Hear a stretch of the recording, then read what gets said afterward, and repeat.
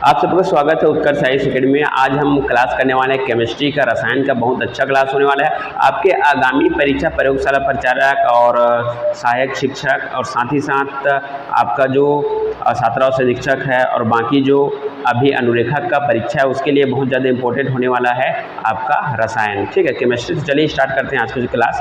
बहुत बेहतरीन क्वेश्चन का यहाँ सब मिक्सअप किया गया है। तो चलिए, हमारा जो पहला क्वेश्चन है, सफ़ेद सोना किसे कहा जाता है। ठीक है, आपके ऑप्शन हैं सोना को, चांदी को, पारा को, प्लेटिनम को। ठीक है, तो इसका सही आंसर हो जाएगा option number D.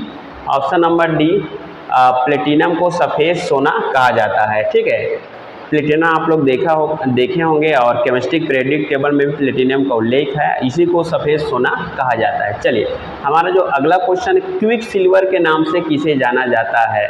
Quick silver के नाम से। ठीक है, तो इसका ऑप्शन है चांदी को, पारा को, प्लेटिनम को और इनमें से कोई नहीं। तो इसका सही आंसर क्या हो जाएगा। इसका सही आंसर हो जाएगा ऑप्शन नंबर बी, पारा को। आप सभी जानते हो पारा का इस्तेमाल थर्मामीटर में किया जाता है। इसका अलावा मल्टीपल थिंग्स में पारा का इस्तेमाल किया जाता है। बहुत ज़्यादा इंपॉर्टेंट होता है। साइंस इक्विपमेंट में पारा का बहुत ज़्यादा उपयोग होता है और इसी पारा को क्विक सिल्वर के नाम से जाना जाता है। चलिए, हमारा नेक्स्ट क्वेश्चन होने वाला है, नीला थोथा किसे कहते हैं। ऑप्शन है पहला calcium carbonate, copper sulphate, sodium chloride और इनमें से कोई नहीं। तो आप बताइए इसका सही आंसर क्या हो जाएगा। तो इसका सही आंसर हो जाएगा copper sulphate. Option number B, copper sulphate को तो लिखा जाता है कॉपर सल्फेट, इसका रासायनिक नाम है ना। और नीला थोथा भी इसके नाम से जाना जाता है। कॉपर सल्फेट का उपयोग बहुत अलग अलग चीज़ों में होता है, जैसे कि कागज उद्योग में है, चाक इत्यादि उद्योग में कॉपर सल्फेट का इस्तेमाल किया जाता है। चलिए, अगला जो हमारा जो क्वेश्चन है, मोबाइल फोन के बैटरी में किस धातु का प्रयोग किया जाता है। ठीक है, आपका ऑप्शन है सोडियम है, कैल्शियम है, लिथियम है और उपयुक्त सभी। तो मोबाइल फ़ोन आप सभी ने इस्तेमाल किया होगा, आपने देखा होगा किस चीज़ का उपयोग किया जाता है। तो यहाँ पे लिथियम का उपयोग किया जाता है। ठीक है, मोबाइल फ़ोन में लिथियम का उपयोग किया जाता है और ज़्यादा गर्म होने पर लिथियम जो ब्लास्ट होने या फिर किस प्रकार का एक्सप्लोजन होने का खतरा भी रहता है। तो लिथियम का उपयोग मोबाइल फ़ोन के बैटरी में किया जाता है। ठीक है, याद रखिएगा लिथियम। अगला क्वेश्चन हमारा, लेड पेंसिल में लेड का प्रतिशत कितना होता है। ऑप्शन है 5%, 10%, 0% और 15%। आप सबने लेड देखा है, पेंसिल देखा है, उसमें चलाते हैं, उसमें लेड का परसेंट कितना होता है। तो इसका सही आंसर हो जाएगा ऑप्शन नंबर सी, 0% होता है लेड का प्रतिशत लेड पेंसिल में। ठीक है, लेड का नाम से है तो आप लोग लेड ही नहीं समझना है ना। तो ये 0% होता है लेड का प्रतिशत। अगला है, ऑडियो और वीडियो टेप पर खाली स्थान का लेप होता है। आंसर आप लोग बताइएगा। ऑप्शन है calcium carbonate, iron oxide, sulphur oxide और सिल्वर ऑक्साइड। तो आप बताइए इसका आंसर, सही आंसर क्या होगा। तो इसका सही आंसर होगा option number B, iron oxide. ठीक है, ऑडियो और वीडियो टेप पर आयरन ऑक्साइड का लेप किया जाता है। आयरन ऑक्साइड का लेप बहुत चीज़ में किया जाता है। एक तो आयरन में भी आयरन ऑक्साइड का लेप किया जाता है और कई मल्टीपल थिंग्स है, उसको मजबूत करने के लिए आयरन ऑक्साइड का लेप किया जाता है। ठीक है, इसका एक दुष्परिणाम भी है, आयरन ऑक्साइड बहुत जल्दी ऑक्सीजन से क्रिया करके वो जंग लगने लगता है। ठीक है, चलिए अगले क्वेश्चन की ओर बढ़ते हैं। हमारा नेक्स्ट क्वेश्चन है, वह छोटा सा छोटा कण जो स्वतंत्र अवस्था में रह सकता है वह क्या कहलाता है। आपका ऑप्शन है परमाणु, अगला है अणु, द्रव्यमान संख्या, इनमें से कोई नहीं। तो इसका सही आंसर क्या हो जाएगा। तो इसका जो सही आंसर हो जाएगा ऑप्शन नंबर बी, अणु हो जाएगा। ठीक है, आप सभी को पता है एटम मतलब होता है परमाणु, है ना। मॉलिक्यूल मतलब होता है अणु। अब ये स्वतंत्र अवस्था में रह सकता है, परमाणु स्वतंत्र अवस्था में नहीं रह सकता। जब भी इसके साइड में कोई और परमाणु आए तो क्रिया कर लेता है। इसीलिए केमिस्ट्री में जब भी उसका परमाणु यानी कि एटॉमिक नंबर लिखा जाता है, वो क्रिया करके कोई अन्य पदार्थ को बना लेता है या निर्माण कर लेता है। चलिए, तो ये सही answer option number B, molecule यानी अणु हो जाएगा। अब अगला क्वेश्चन है, क्वांटम संख्या कितनी होती है। द नंबर ऑफ क्वांटम संख्या कितनी होती है। ऑप्शन है 5, 3, 2 और 4। तो आप बताइए इसका आंसर क्या हो जाएगा। तो इसका आंसर हो जाएगा, सही answer option number D, 4। Quantum संख्या 4 प्रकार के होते हैं, मुख्य क्वांटम संख्या, द्विगुणित क्वांटम संख्या, चुंबकीय क्वांटम संख्या और चक्रण क्वांटम संख्या। तो 4 टाइप के क्वांटम संख्या यहाँ पे होता है, याद रखिएगा, है ना। ये हमेशा क्वेश्चन व्यापम का पेपर में और कई एग्जाम्स में पूछा जाता है, अधिकतर लैब असिस्टेंट, लैब टेक्नीशियन और प्रयोगशाला प्रचारक के एग्जाम्स में। चलिए आगे बढ़ते हैं इसी क्वेश्चन की श्रेणी में, क्रम में। आयोडीन का प्रयोग क्यों किया जाता है? ऑप्शन है कैंसर के इलाज में, किडनी के इलाज में, थायराइड ग्रंथि के इलाज में और इनमें से कोई नहीं। तो आप बताइए इसका सही आंसर क्या हो जाएगा? इसका जो सही आंसर होगा ऑप्शन नंबर सी, थायराइड के इलाज में, थायराइड ग्रंथि के इलाज में आयोडीन का उपयोग होता है।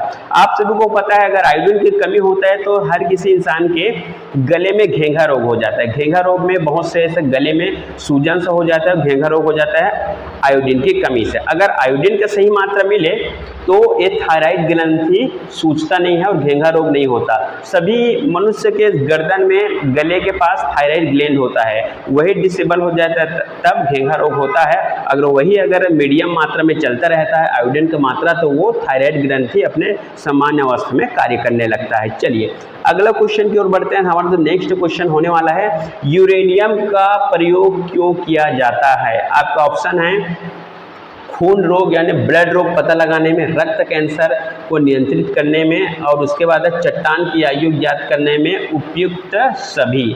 तो क्या हो जाएगा इसका आंसर? तो इसका जो मेन आंसर हो जाएगा ऑप्शन नंबर सी, चट्टान की आयु पता लगाने में यूरेनियम का प्रयोग किया जाता है। अब मैं आपको बता दूं, यूरेनियम और रेडियम बहुत रेयर मटेरियल होता है, बहुत रेयर कंडीशन में आपका यूरेनियम और रेडियम मिलता है। तो इसका यूरेनियम का प्रयोग सिर्फ अधिकतर चट्टान की आयु पता लगाने में किया जाता है। इसके अलावा और बहुत सारी इस्तेमाल है लेकिन अधिकतर चट्टान की आयु पता लगाने में किया जाता है। इसके साथ साथ एक और चीज़ आप लोगों ने सुना होगा, कार्बन डेटिंग। कार्बन डेटिंग से भी चट्टान का और कई अवशेष का आयु का पता या निर्धारण किया जाता है। चलिए अगले क्वेश्चन की ओर बढ़ते हैं। हमारा जो अगला क्वेश्चन होने वाला है, नींबू रस का पीएच मान कितना होता है? ठीक है, आपके ऑप्शन है 6.4, 5.0, 4.2 और 2.2।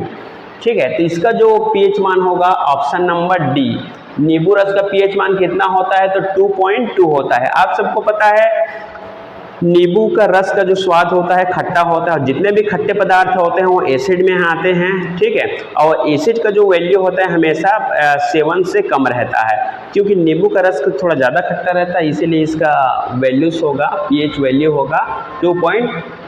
पीएच का पूरा नाम होता है पोटेंशियल ऑफ हाइड्रोजन और पीएच का उपयोग हमेशा अम्ल, क्षार और आपका उदासीन को मापने के लिए किया जाता है, जिसको एसिड, बेस और न्यूट्रल कहा जाता है। चलिए आगे बढ़ते हैं। मुंह के पीएच मान कितना कम होने पर दांतों का क्षय होना प्रारंभ हो जाता है? वेरी आईएमपी क्वेश्चन है ये आप सभी के लिए। तो मुंह में कौन सा ऐसा मान है पीएच मान जो कम होने पर आपका मुंह में जो दांत है उसका क्षय प्रारंभ हो जाता है? ऑप्शन है 10.2, 6.7, 5.5 और 11.2। तो इसका जो सही आंसर हो जाएगा 5.5। ठीक है, ये ऐसा पीएच वैल्यू है जिसके कम होने पर आपका जो दांत का क्षय होने लगेगा। ठीक है, आपके जो लार का पीएच मान लगभग 6.8 होता है, उससे अगर कम होने लगे, है ना, तो आपके दांत का क्षय होना प्रारंभ हो जाएगा। कई लोगों के दांत का क्षय हो जाता है। दांत का क्षय मतलब दांत के ऊपरी हिस्सा जो एनिमल होते हैं क्षय होते हैं। उसके बाद अगर कोई खाना खाता है, इमली खा लिया, खट्टा चीज़, तो अचानक से उसको झटका लगता है और कई लोग उसको उनके सुधार के लिए सेंसोडाइन का उपयोग करते हैं अलग अलग। तो दांत के ऊपरी हिस्से का क्षय होना क्या कहलाता है? दांतों का क्षय कहलाता है। और दांत का क्षय हो जाता है आपका ब्लड कैपिलरीज से, आपका जो खाते हो जो चीज़ है, चाहे चिली हो, मिर्च हो या फिर खट्टे चीज़, तो जाके आपके डायरेक्ट ब्लड वेजल में लगता है और आपको अचानक से झटका लगता है। ठीक है, और ये कब होता है? अधिकतर ये जब आपका मुंह का पीएच मान कम हो जाता है। किससे? 5.5 से। 5.5 से आपका मुंह का पीएच मान कम हो जाता है, मतलब आपका मुंह के अंदर एसिड का मात्रा बढ़ जाता है। तो इसका सही आंसर ये होगा 5.5। चलिए आगे क्वेश्चन की ओर बढ़ते हैं। तो हमारा अगला क्वेश्चन है, विलयन में जो पदार्थ अपेक्षाकृत अधिक मात्रा में उपस्थित होता है उसे खाली स्थान व खाली स्थान कहलाता है। आपका ऑप्शन है विलयन, विलायक, विलेय और उपयुक्त सभी। तो इसका सही आंसर हो जाएगा ऑप्शन नंबर बी, विलायक। विलयन में जो पदार्थ अपेक्षाकृत अधिक मात्रा में उपस्थित होता है। अब मैं आपको बता दूं, एक गिलास में आप एक चम्मच शक्कर लेते हैं, उसमें पानी डालते हैं, तो अगर शक्कर को घोल पा रहा है, ठीक है, तो उसका सबसे ज़्यादा मात्रा कौन होगा? विलायक, तभी वो शक्कर को घोल सकता है। नमक को घोल सकता है, उसको अगर घुल गया, नमक में पानी डालें, है ना, नमक में अगर पानी डाल रहे हैं, पानी में नमक डालो, अगर घुल जा रहा है, वो मतलब क्या है कि विलायक की मात्रा ज़्यादा है। अधिकतर जहाँ भी अगर शक्कर नमक घुल जाता है उसमें विलायक की मात्रा ज़्यादा होता है। ठीक है, चलिए, तो इसका सही आंसर विलायक हो जाएगा। अगला है वर्षा जल का मान कितना कम होने पर अम्लीय वर्षा कहलाता है ना। वर्षा जल का मान कितना कम होने पर अम्लीय वर्षा कहलाता है? तो आपका ऑप्शन है 6.5, 7.6 और 5.6, इनमें से कोई नहीं। तो इसका सही आंसर हो जाएगा ऑप्शन नंबर सी, 5.6 कम होने पर या आपका वर्षा जल अम्लीय वर्षा यानी एसिड रेन कहलाता है। चलिए, हमारा जो अगला क्वेश्चन होने वाला है, इमली में कौन सा अम्ल पाया जाता है? आप सभी ने इमली खाए होंगे, है ना, घर के आसपास भी होता है। तो इमली में कौन सा अम्ल पाया जाता है? ऑप्शन है एसिटिक अम्ल, सिट्रिक अम्ल, मेथनोइक अम्ल और टार्टरिक अम्ल। तो इसका जो सही आंसर हो जाएगा टार्टरिक अम्ल। ठीक है, आप इस चीज़ को गेस कीजिए, जहाँ पर भी टार्टरिक अम्ल होगा उसका जो स्वाद बहुत ज़्यादा खट्टा होगा। जैसा कि होता है दही का होता है, दही दो टाइप से मिलता है, एक मीठा दही और एक है खट्टा दही। तो खट्टे दही थोड़ा ज़्यादा खट्टा होता है, तो उसमें टार्टरिक अम्ल होता है। और इमली को देखो तो इमली भी दो टाइप का आता है, लेकिन इमली के जनरली टार्टरिक अम्ल होता है, वो बहुत ज़्यादा खट्टा होता है, सामान्य से लेकर अधिक, है ना। चलिए, अगला जो हमारा क्वेश्चन, दही में कौन सा अम्ल पाया जाता है? दही में, ठीक है, तो इसका ऑप्शन है टार्टरिक अम्ल, सिट्रिक अम्ल, लैक्टिक अम्ल और ब्यूट्रिक अम्ल।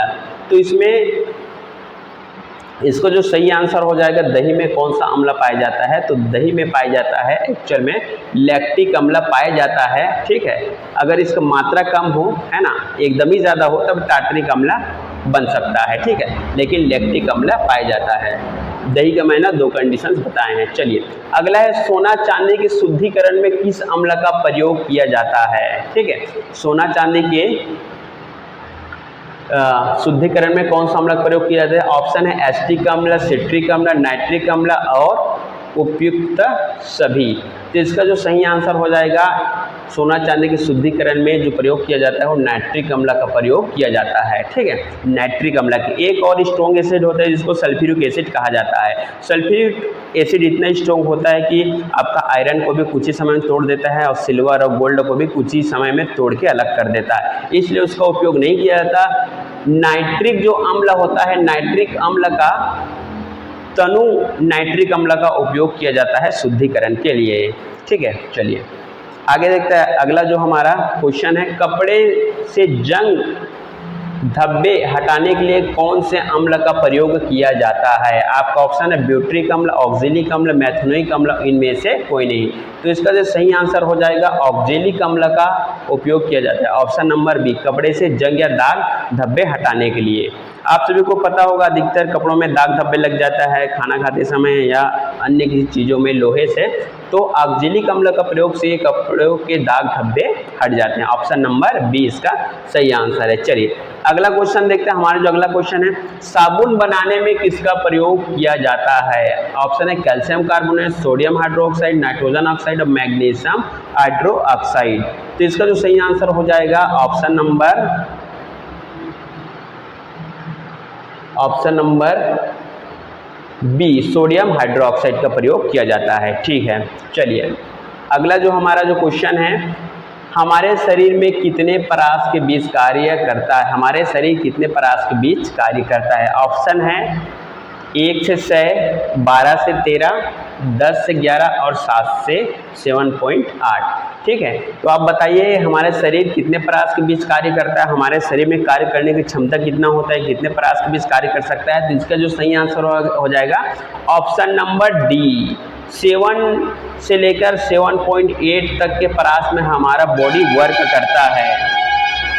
इससे अगर अधिक होगा और डिसबैलेंस हो जाएगा परास तो हमारा मृत्यु तक हो सकता है, हमारा शरीर जो कार्य करने की स्थिति में नहीं होगा। तो ऑप्शन नंबर डी इसका सही आंसर हो जाएगा। और इसी प्रकार का केमिस्ट्री का अच्छे और क्लास करने के लिए आप हमारे संस्था से जुड़ सकते हैं। आगामी पेपर की अच्छे से अच्छे तैयारी करने के लिए संस्था से ऑनलाइन ऑफलाइन दोनों तरीके से जुड़ सकते हैं। Thank you.